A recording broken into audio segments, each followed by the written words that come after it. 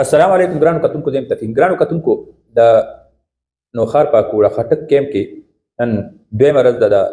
افغان مهاجرینو د وطن واپسۍ حوالې سره سخت اپریشن شروع دی. پرون ضلعي انتظامیه پولیس او چې څومره هغې سره متعلقه محکمې وي نو دی د اکوړه خټک په شنونه کیمپ کې سره د مشنریانو لاړل ګاډي بوتلي او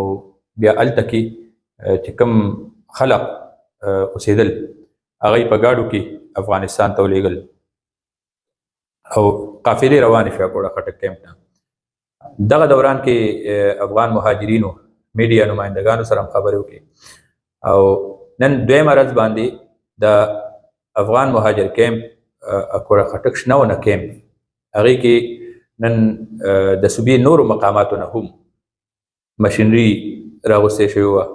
چې کوم قانون نافذ کولو والا ادارې وي هغه هم راوستې شوې وي او په کیمپ کې باقاعده یو ډېر لوی اپریشن وکړو. هغې کې چې کوم کسان دلته نه وتي وو پرون چې چا کومو خلکو کورونه خالي کړي وو د هغوی کورونه یې باقاعده مسمار کړل او کورونه یې وغورځول او هغه یې بلکل ختم کړل او دې سره سره په نور کیمپ کې چې کوم خلک پراته دي نو هغوی ته هم وارننګ ورکړو اخري چې کومه د هغوی نوټس و هغه یې ورته ورولې دی او هېڅ قسمه د نرمۍ نه کولو خبره یې ورته کړې ده او نن سختترین اپریشن د نوخار په کوړي کیمپ کې شوی دی. ملاج الله رد عمل دغې حوالې سره راځي. پرون چې دا اپریشن شروع کېدو نو مقامي عمایدینو د افغان مهاجر کیمپ چې کوم خلک وو هغوی ورته مختلف قسمه چې کوم مطالبات دي هغه یې پیش کړل. یوه خبره دا هم کېده چې روژه را روانه ده او دلته نه چې کوم خلق ځي هغه طرف ته نو د دې روژې چې کوم مسایل دي بیا یخني ده نو دا درخواستونه ورته هم وشو. به هر حال کورونه پې خالي شول او په خیبر پښتونخوا کې باقاعده موږ دا ویلی شو چې د خیبر پښتونخوا کې دا ډومبنی بای فورس اپریشن و. د خیبر پښتونخوا ګیټ وی ښار نوخار کې د حکومتي مشینري چې هغې کې پولیس هم و هغې کې ضلعي انتظامیه وه هغې کې مقامي چې کوم ټیمې اهلکار وو باقاعده مشینري راوغوستې شوه. د دې نه مخکې پرون د افغان مهاجر کیمپ چې کوم شنونه کیمپ دی د دې مختلف چې کوم کورونه دي هغې ته باقاعده ورغل او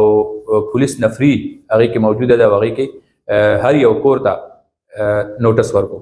چې زر تر زره دا کورونه خالي کوي. ناکینګ مهم هغه اختتام پذیر شوی دی او دې ټایم کې باقاعده د کورونو غورځولو سلسله هغه شروع ده. افغان مهاجر کیمپ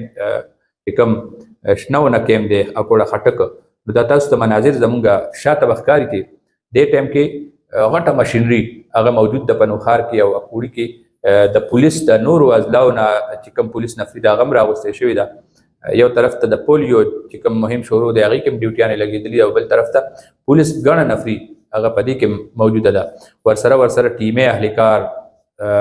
د محکمه مال اهلکار او ضلعي انتظامیه دا موجوده ده او باقاعده په زور باندې دغه علاقې هغه خالي شوې. محکمه مال اهلکار ضلعي انتظامیه موږ دا ویلی شو چې کومه د کیمپ هغه قبضه وه هغه ختمه شوه چونکې کیمپونه خو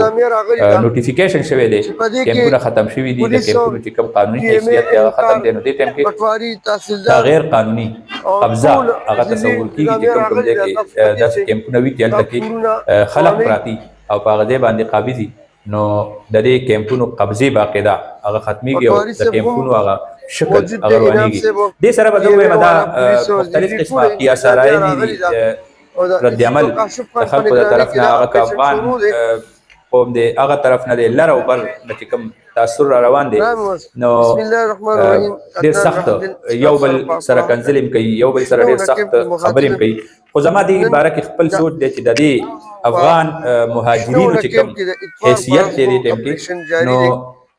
ښکته او بره حکومتونه خپلو کې هغوی په دې باندې باقاعده معاهده کې دي او دننی چې کوم یو بل باندې پوهېږي او یوه خبره ده نو هغه طرف ته حکومت هغه چرې نه تسلیمیږي او نه مضبوطیږي نه د حکومت چوکاټ د هغې دنیا مني تر هغې پورې چې پاکستان کې او په ټوله دنیا کې د افغان مهاجرینو چې کوم د مهاجر دا لفظ دی دا تر کومې پورې نه ختم شوی نو زه نه ګڼم کې پولیس او چې ټیمې والا هلته به پټواري تحصیلدار بله حکومت به دنیا کې څوک ضلعي تسلیم ټوله کړي. نو کې دغه یو وجه هم راغلې ده ده. چې بیا اپریشن دواړه پولیس هېوادونه راغلي ده. هغوی داسې ښکاري چې په دې باندې یو بل تر سره دې ټایم پورې ښه اپریشن کلک شروع دی. ټیم دی او په خپلو کې باقاعده معاهده ده چې دا کیمپونه دلته نه ختم شي او چونکې ملک آزاد دی نو دا د دې ملک چې کوم خلق دی هغه دې زموږ ملک ته واپس راشي چې دنیا ته مونږ یو باور وکړو چې بار یو مهاجر هم نه دی پاتې او هغه خپل وطنونو ته راغلی.